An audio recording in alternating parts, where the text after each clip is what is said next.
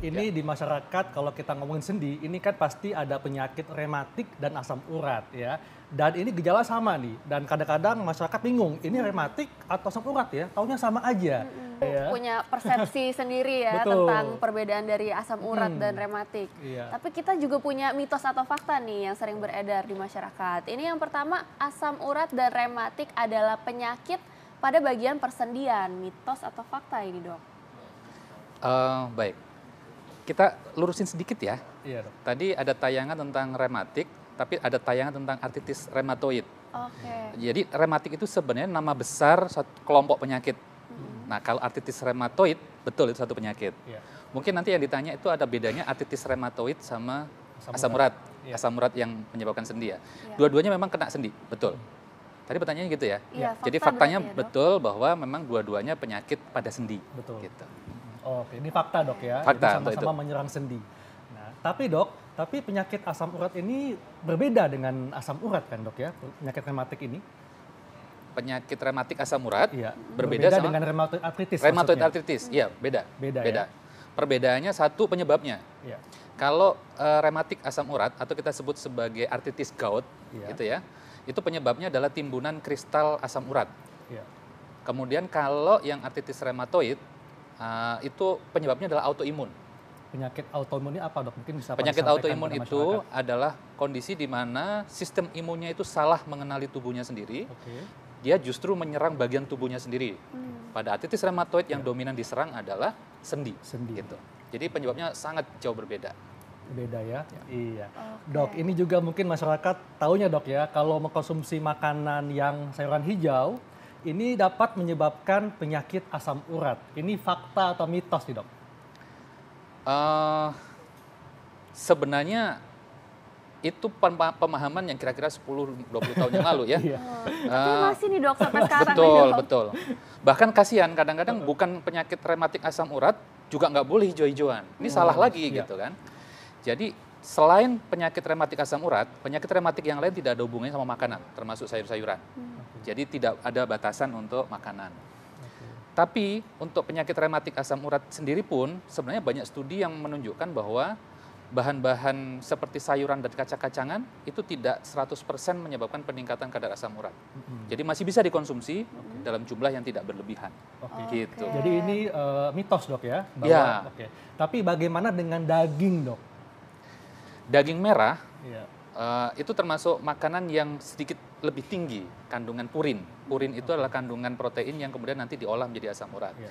Jadi ini lebih selektif lagi, harus dikurangin konsumsinya. Oke. Tapi bukan berarti nggak boleh sama sekali.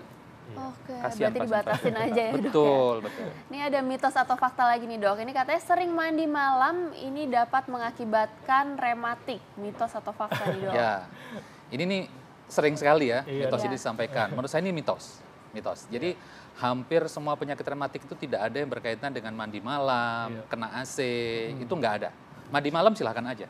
Apalagi kalau mandinya pakai air hangat, tentu itu nggak akan membuat perbedaan suhu kita dengan lingkungan tidak terlalu jauh sehingga nggak ada masalah. Jadi ini mitos dok ya, Iya. nggak ada hubungannya ya. Iya.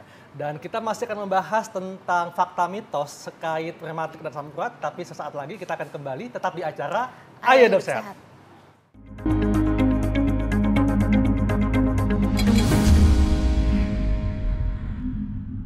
Ngomong-ngomong kita masih ngebahas soal perbedaan dari asam urat dan juga rheumatoid arthritis nih. Dan kita masih punya mitos atau fakta nih.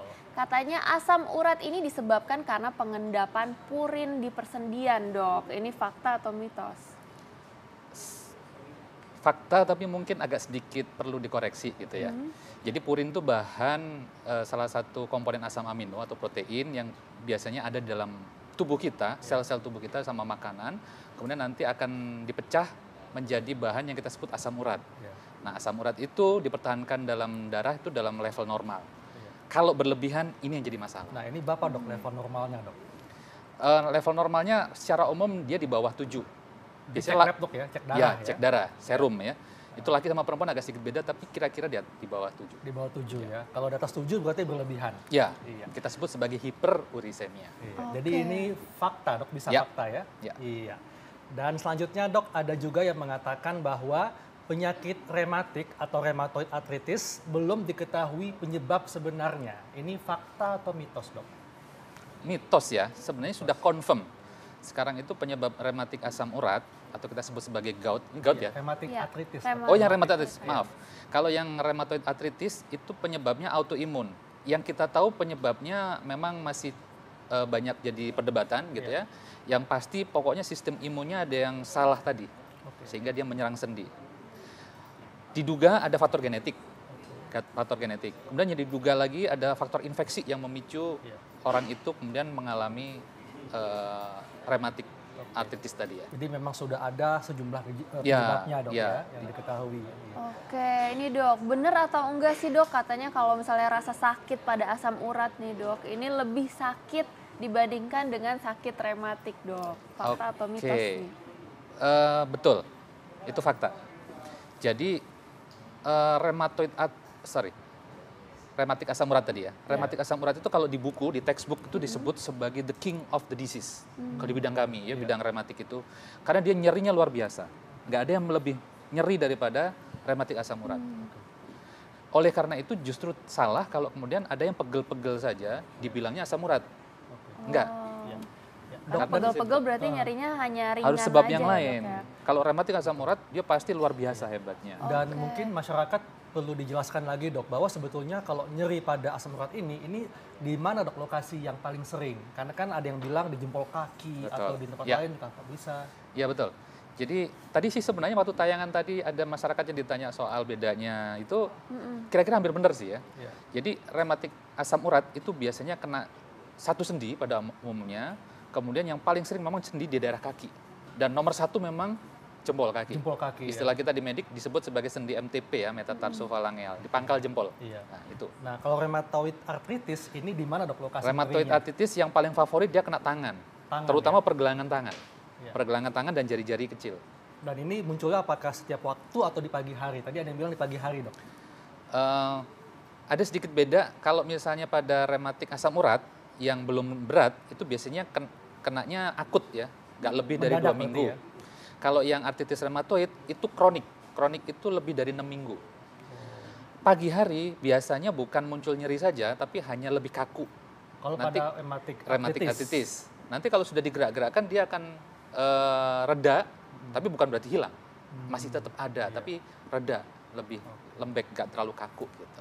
Oke, ini dok masih ada lagi nih mitos atau fakta nih dok. Katanya asam urat dan rematik ini lebih banyak menyerang perempuan dok. Fakta atau mitos? Yang artritis rheumatoid dulu ya. Artritis rheumatoid betul lebih banyak perempuan. Kira-kira perbandingannya 3 dibanding 1 laki-laki. Kalau rematik asam urat itu hampir seimbang antara laki sama perempuan, tapi pada dewasa muda itu lebih sering kena ke laki-laki. Oke, berarti ini mitos ya dok ya? Mitos, ya. Tapi nanti ketika usianya semakin lanjut itu hampir sama. Ini faktor estrogen. Estrogen itu mempengaruhi asam urat. Kalau punya estrogen, maka dia asam uratnya itu dibuang dengan lebih lancar. Nanti kalau estrogennya sudah drop pada mereka yang menopause, nah ini mulai naik nih. Berarti untuk kalau misalnya ibu-ibu misalnya yang minum kontrasepsi dengan kandungan estrogen bisa meningkatkan resiko untuk asam urat juga nih dok? Estrogen justru protektif untuk itu. Iya. Orang kalau masih punya estrogen, itu proses ekskresi asam urat di ginjal itu lancar. Nanti begitu estrogennya drop pada kondisi menopause, nah mulai ada gangguan di keseimbangan asam uratnya dan dia mulai naik tuh. Makanya laki-laki banyak yang sakit asam urat karena estrogennya nggak sebanyak wanita. Betul, dok, ya? Betul. Iya. Dok, ini juga ada yang mengatakan bahwa asam urat lebih mudah diobati daripada rheumatoid arthritis. Ini fakta atau mitos, dok? Ya, bisa dibilang fakta. Karena sebenarnya kalau rematik asam urat itu sebabnya tadi kan kadar asam urat yang tinggi, yang kemudian dia menimbulkan presipitasi atau endapan di sendi salah satunya, atau di ginjal dalam bentuk batu dan sebagainya. Sehingga kuncinya hanya mengendalikan kadar asam urat darah. Kalau dia terkendali, resiko kena serangan dan kerusakan sendi itu langsung bisa kita minimalisir. Jadi lebih mudah mestinya. Yang artritis rheumatoid lebih susah karena sistem imun tadi yang kita harus kendalikan. Jadi memang lebih susah. Tapi bukan berarti nggak bisa, bisa. Oke, nah dok ini terakhir nih dok, mungkin masyarakat masih pengen tahu nih dok, gimana sih dok tips-tipsnya untuk mencegah maupun mengobati penyakit asam urat dan rheumatoid arthritis ini, Dok? Asam urat dulu ya. Iya. Kalau asam urat, kalau memang belum mempunyai penyakit ini sebenarnya sih tidak ada trik khusus.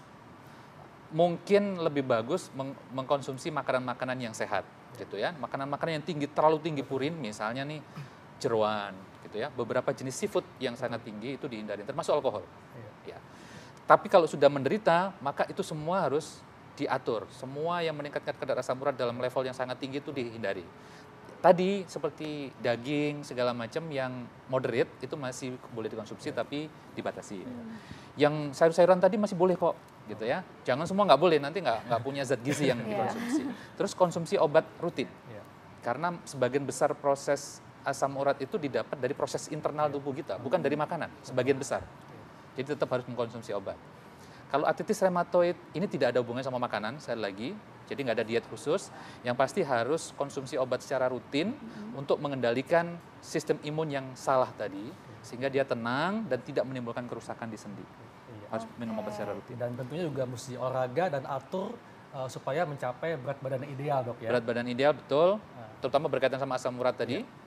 Kalau untuk artritis rheumatoid dan asam urat ini untuk olahraga harus hati-hati karena sendinya sudah pernah mengalami radang dan nyeri, sebaiknya tidak melakukan olahraga yang high impact, banyak benturan ke Contohnya sendi. kayak apa, Dok? Kayak lari ya? Lari itu sebaiknya dihindarin karena resiko cedera dan kerusakan cartilage-nya itu besar. Nah, kalau main futsal, Dok, mungkin masyarakat nih masih suka main futsal di usia aja 35 tahun, tapi ternyata ada rematik juga atau asam urat gimana? Kalau seperti saya katakan tadi karena sudah pernah mengalami kerusakan di sendinya, radang di sendinya, sebaiknya tidak. Gitu ya. Jadi Harus hati-hati bersepeda, berenang itu jauh lebih bagus. Lebih baik ya. Oke, baik. Terima kasih banyak, Sama-sama, Dokter Rudi, yuk. informasinya. Nah,